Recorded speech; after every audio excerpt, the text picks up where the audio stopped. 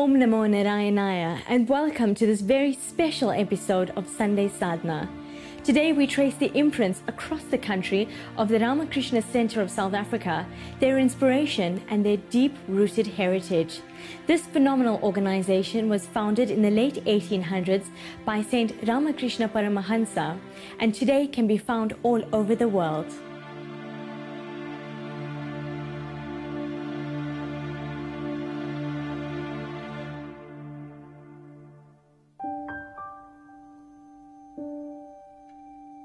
For thousands of years, even before the advent of writing, man was passing on the ancient tenets of Hinduism. The highest Vedantic truth, in a lineage of learned master to earnest disciple, through an oral tradition that still continues in India today. More recently, in the 19th century, one such master, together with a dynamic disciple, paved a pathway that took the ancient truth off to far-flung lands throughout the world. They alone lived who lived for others. The rest are more dead than alive. On our own doorstep, the outskirts of the northern suburbs of Durban mark South Africa's own piece of this heritage. A serene and sacred place of truth guiding the lives of thousands. It is a place of inspiration for some, a source of solace for others, weighed down by the challenges that life today brings. Members of this institution seek a spiritual solution to the effects of poverty, religious intolerance, and cultural alienation that face the South African community. This institution is the Ramakrishna Center of South Africa. Born into a poor rural family in 1836, the great master Sri Ramakrishna spent many years as a traditional temple priest. But as a true spiritual explorer, he probed deeply into varied religious traditions of the time and drank deeply of every kind of wisdom that India offered. Based on the realization of his own experience, his teachings inspired a following of earnest followers. One of his foremost disciples, Swami Vivekananda, took up the challenge of giving practical shape to the divine teachings of his guru and became world famous when he was hailed as an extraordinary orator at the world's first Parliament of Religions in Chicago in 1893.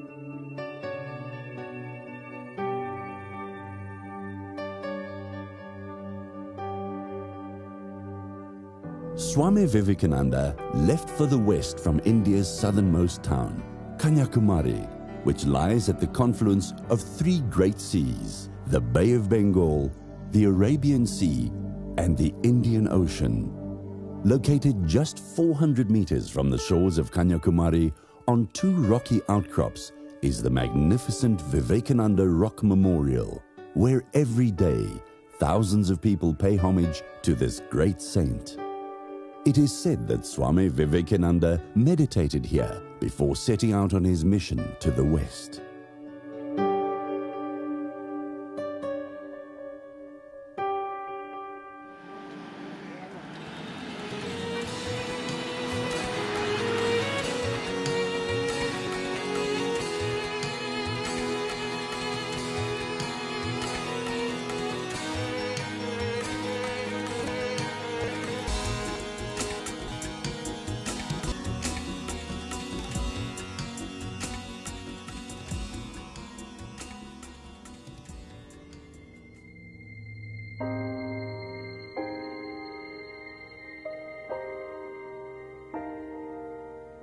The organization's own history in South Africa began in the 1940s. Inspired by the message of Swami Vivekananda and his message of renunciation and service, a Mr. D.C. Naidu traveled to Belur Math, India, in 1948 to the headquarters of the Ramakrishna Mission, where he was initiated into spiritual life by the 6th president of the Ramakrishna Order, Swami Virajananda. Mr. D.C. Naidu returned to South Africa as Swami Nishlananda in 1953 as the first South African-born Hindu monk.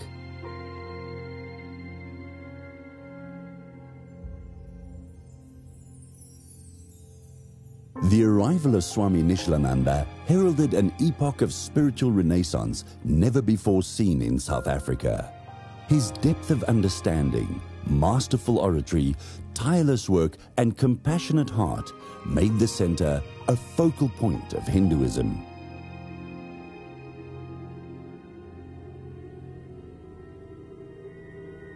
Swami Nishlananda's pioneering works established Vedanta on a firm footing in the mainstream Hindu life. Due to the sanctions against the apartheid government, the Ramakrishna Center of South Africa developed independently of the Center of India.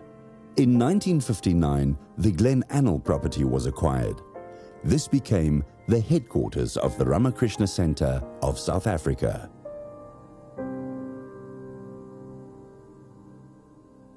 In 1965, Swami Nishlananda was succeeded by his only monastic disciple, Swami Shivapadananda, under whose direction Ramakrishna shrines were established in Lenasia, Newcastle, Ladysmith, Dundee, Pietermaritzburg, Chatsworth, and Asherville.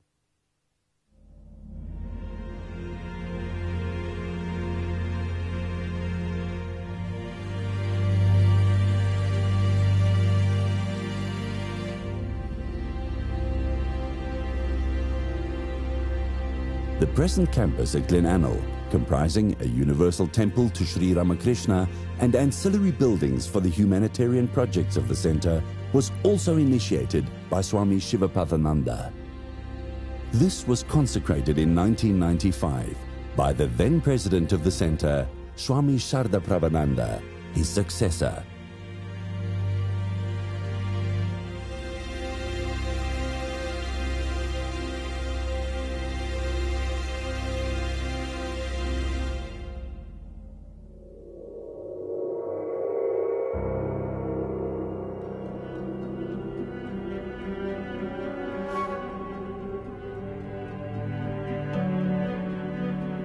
The center was finally affiliated as a branch of the parent body in India in 2007, when Swami Vivekananda, a senior monk of the Ramakrishna order from India, was posted as the new president of the Ramakrishna Center of South Africa. This was the first time after 65 years of its formation that the center was led by a monk from India.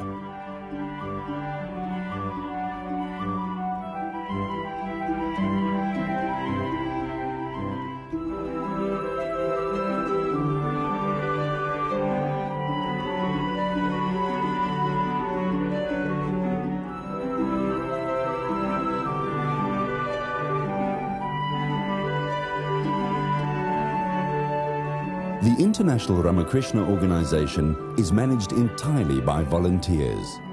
It runs schools, colleges, universities, hospitals, skills development facilities, and special facilities for the blind and handicapped. In 2010, 330,735 students received their education from the 1,239 educational institutions in the movement. In the same year, over 8 million patients benefited from the medical institutions run by the Ramakrishna movement.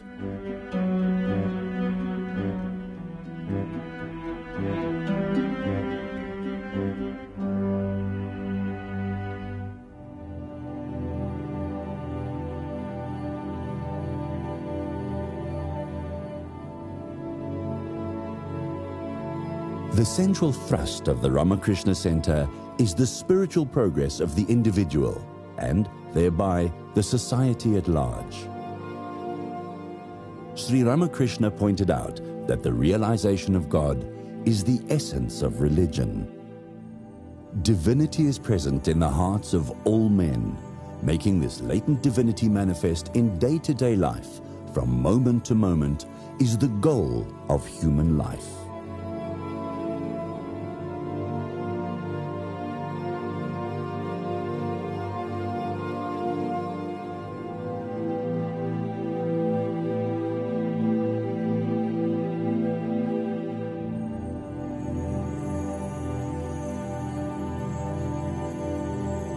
Weekly congregational worship has become the hallmark of the center, with devotional singing, lectures and discourses, meditation and ceremonial worship.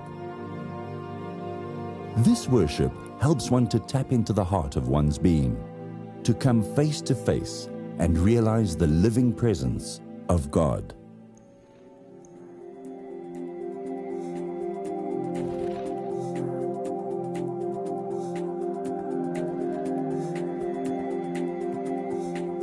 All major festivals are observed, and regular scripture classes presently include the Bhagavad Gita, the Upanishads, the Gospel of Sri Ramakrishna, and the Narad Bhakti Sutras. Visiting lecturers from India and abroad, conferences and seminars add to the pool of ideas to enrich society. Certificate courses are conducted in the field of Hindu studies, Bhagavad Gita, and religious educare. Over the last 4 years alone, more than 500 students have graduated from the center's academic faculty and are making positive contributions to the communities that they serve.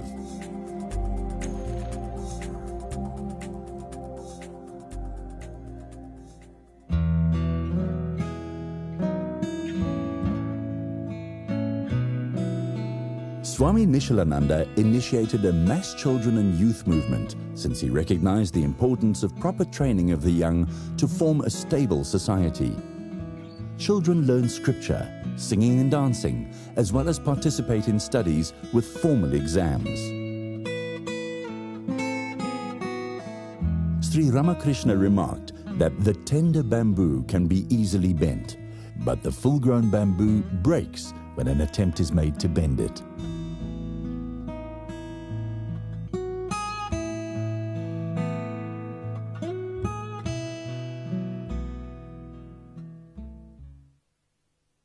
Swami Vivekananda said, "You may make an image in which to worship God, but a better image already exists, the living man. You may build a temple in which to worship God, and that may be good, but a better one, a much higher one, already exists, the human body."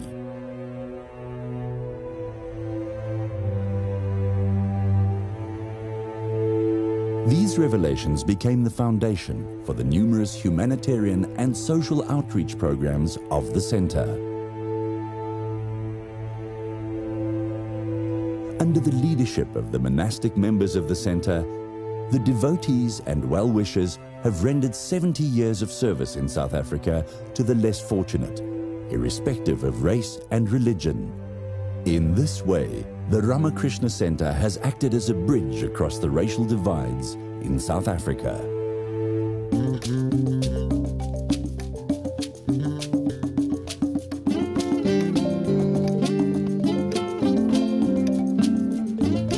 The Ramakrishna Clinic is the medical wing of the center. The clinic was initially run from one of the rooms of the ashram at Glen Anil when the property was acquired in 1959. From this humble beginning, the clinic has grown to a multidisciplinary, super specialist and diagnostic facility in Phoenix, providing daily services to underprivileged residents. The range of services includes endoscopies, general surgery, dental treatment, diagnostic radiology and electrocardiography, consultations by generalists and specialists in various disciplines, optometry and ophthalmology, with dispensing of spectacles.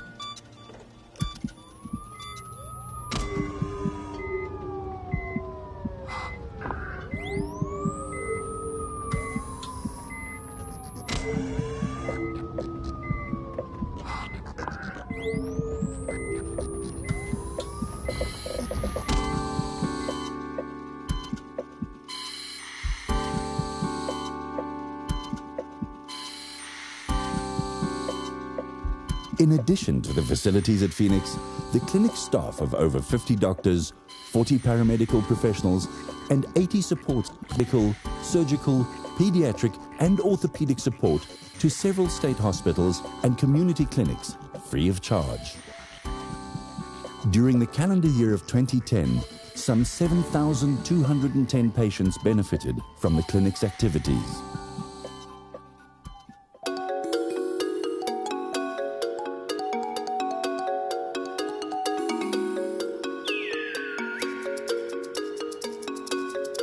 The biggest national challenge facing South Africa is the AIDS pandemic. From 1992, the Centre has been active in this field by supporting community and state structures. The Ramakrishna Etembeni Home in KwaMashu and the Ramakrishna Abalindi Home in Inanda were established to manage the terminally ill.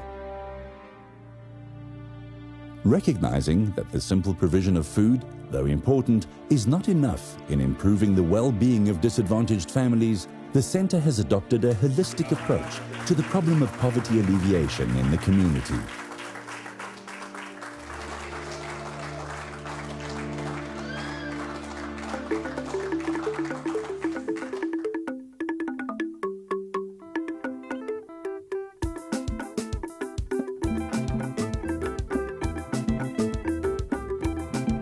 That is, Ramakrishna Center has been here in this country for nearly 70 years. During these 70 years of service to the community, we have been engaging in the services such as help to the needy, educational, then medical, and also looking after our disadvantaged people of this country. After home visits by the Centre's social workers and devotees, families are provided with nutritional, medical, legal, educational and skills development support so that they can take their rightful place in society as independent, self-supporting members of the community.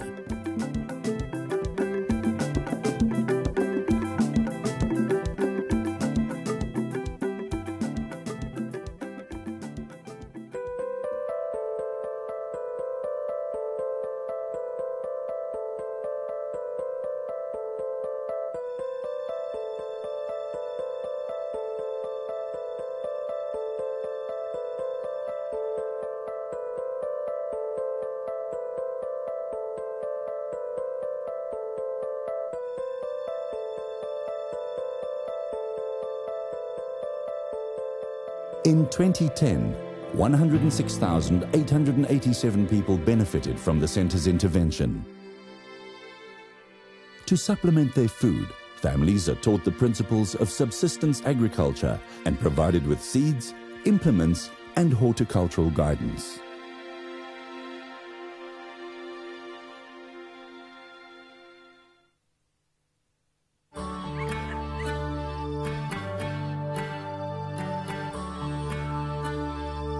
The Centre's care extends to animals in impoverished communities as well, with regular veterinary camps to treat and nutritionally support cats and dogs belonging to the poor.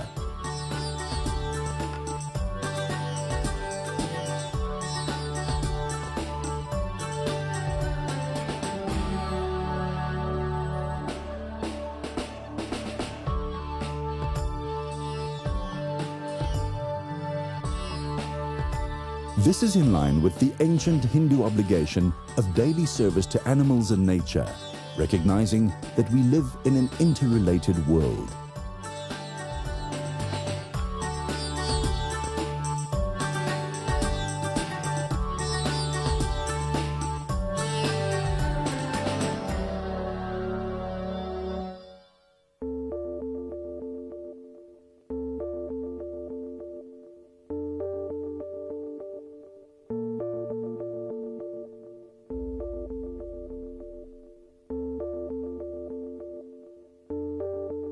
Feeding schemes, education, healthcare, care of the environment, selfless service to all in need in some part of their lives.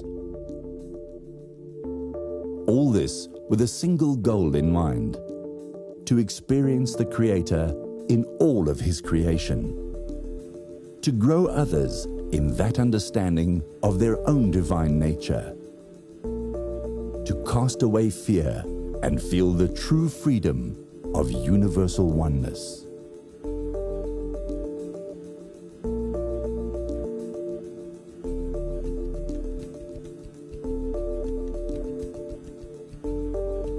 Sat Chit Ananda, the scriptures say. The being of a Paramahansa, the awareness of a Vivekananda, and the bliss of the Sadhana, that is their heritage. All is Atma, nothing to fear, no pain or sorrow, no birth, no death.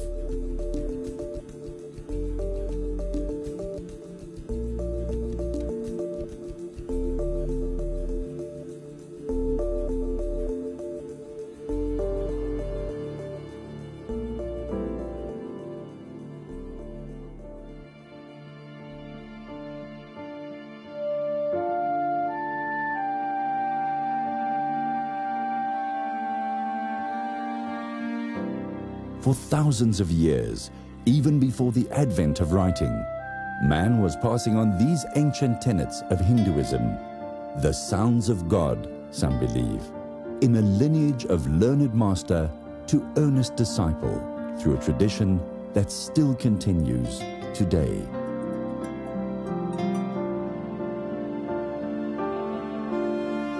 The Ramakrishna Center of South Africa, proudly living the eternal ideal. They alone live who live for others. The rest are more dead than alive.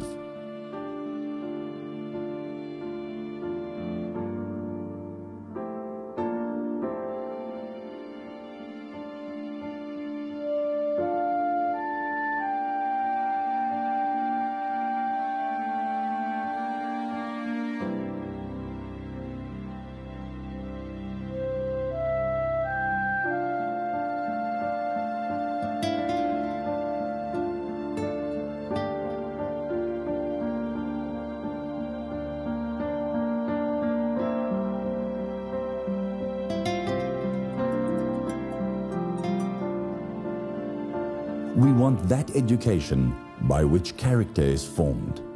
Strength of mind is increased, the intellect is expanded, and by which one can stand on one's own feet.